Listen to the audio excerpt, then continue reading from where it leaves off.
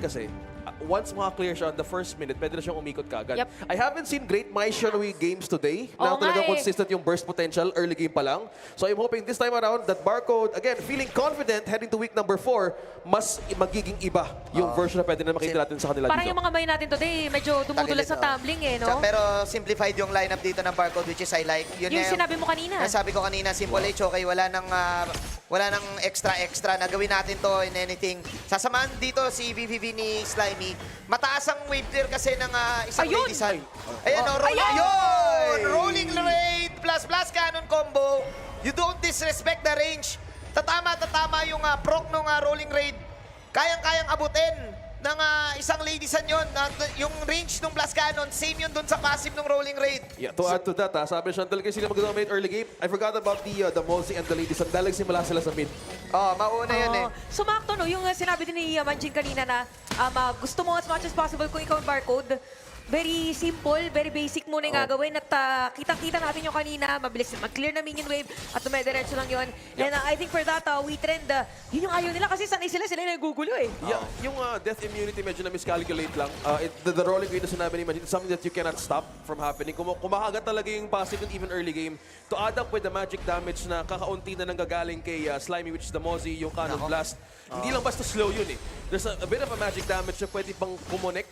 Yung mga minigames early game pala makakuha talaga ng pick off the last hit. Nawala sa meta tong Lady Sun eh, pero with the right amount of support, Paunti-unti eh. kaya mo mag-poke talaga. Isa yan. Lalo na nung lumabas yung JJ niya, yun yung pinakagamit na Mainit siya nun.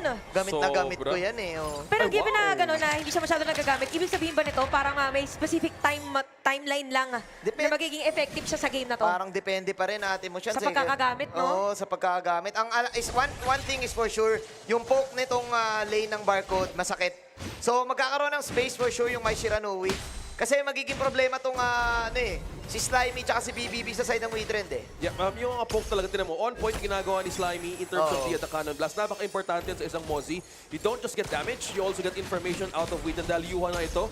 Another one, ang pwede lang makuha dito for Witan is mababantayan nila kung saan manggagaling yung kanilang jungler, which is Arise. Which is the major threat, by the way, yung Jing heading to this into this match. Kasi kung isipin mo naman, in team fighting capability, ang makakaiwas lang naman si Valdus. Solid na ngayon yung nakikita natin. No? Naging effective for Barcode Esports yung ginagawa nila. Kasi in terms of Golden, lamang si BBB and Valdus. And yun yung gusto mo mangyari.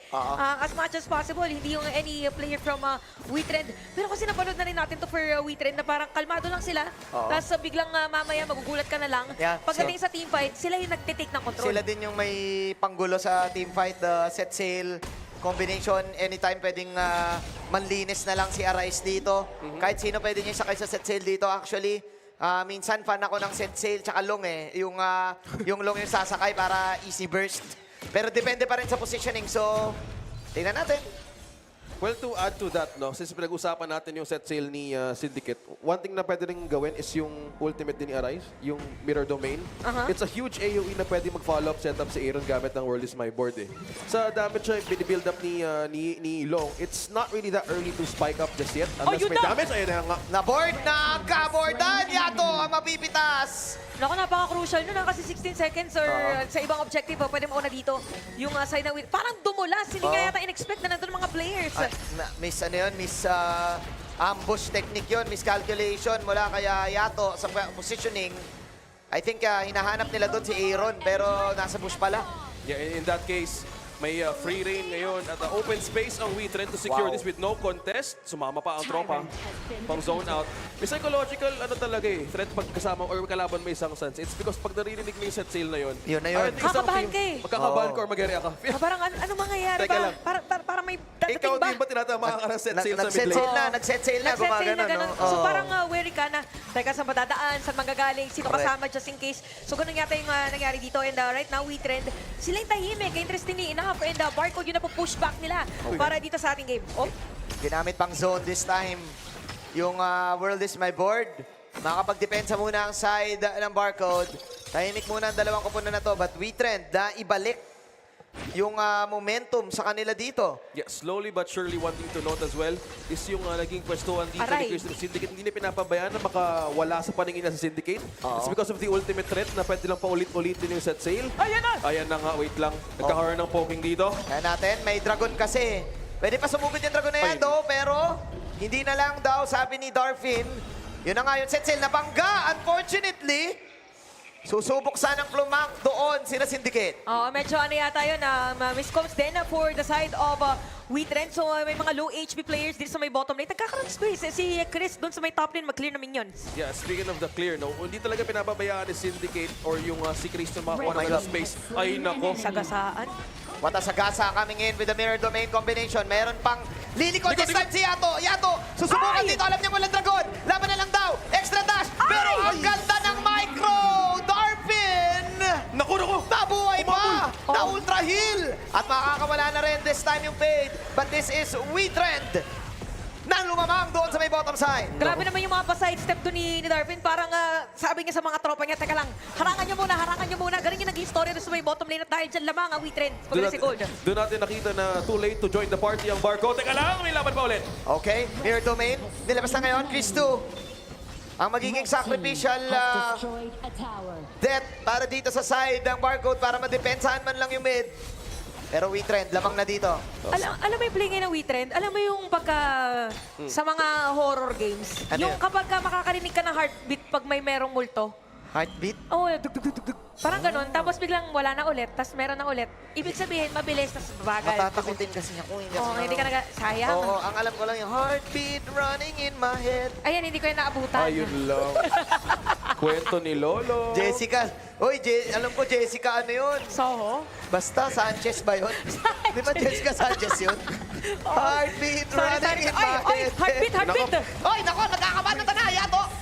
Maximize naman pala yun, pero set sail nandun. Pero teka lang, kailangan kong kumaliwa. Dahil yun na nga, this time, Slide in. nababaliw na ako dito sa mga pag-slip and slide ni Mr. Arise. Pero ang gandang rolling rate, free hit na ngayon si BBB. And BBB getting the DDDD damage para dito sa side ng Barcode. Yun na nga, meron bang ultimate shell? Wala na. BBB, ginamit pa yung Get Lee. Nakakuha na magandang target. Oh my goodness. Napakagandang displacement ang ginawa doon ng Wheatrend. But one thing that Tapa? Barcode stand out sa laban na yun, ang galing nila mag-disengage. Naman to, knock up mula doon kay Aaron. Hinintay nila magamit ang lahat ng momentum Oy, kasi flash natamaan doon sa out. likod eh.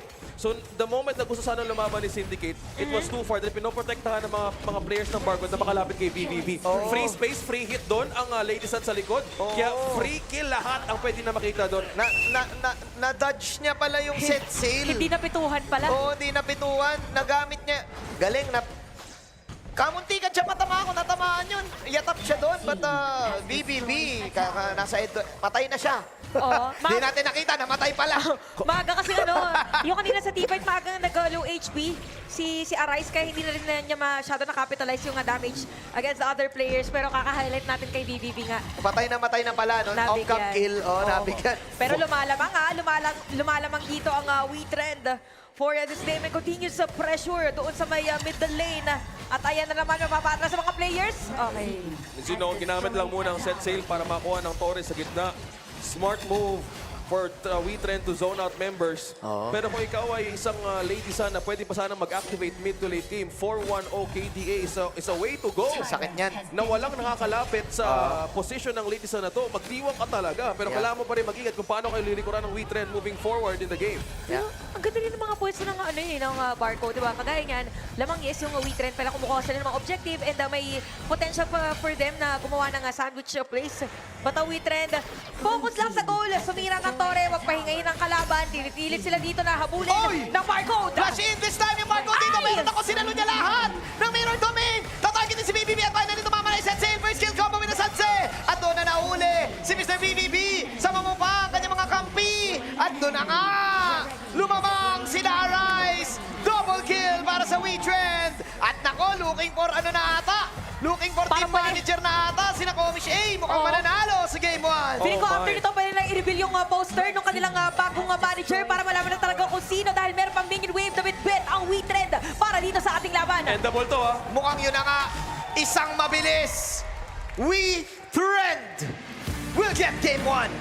Grabe yung dito, control for Wheatrend. Kinailangan ng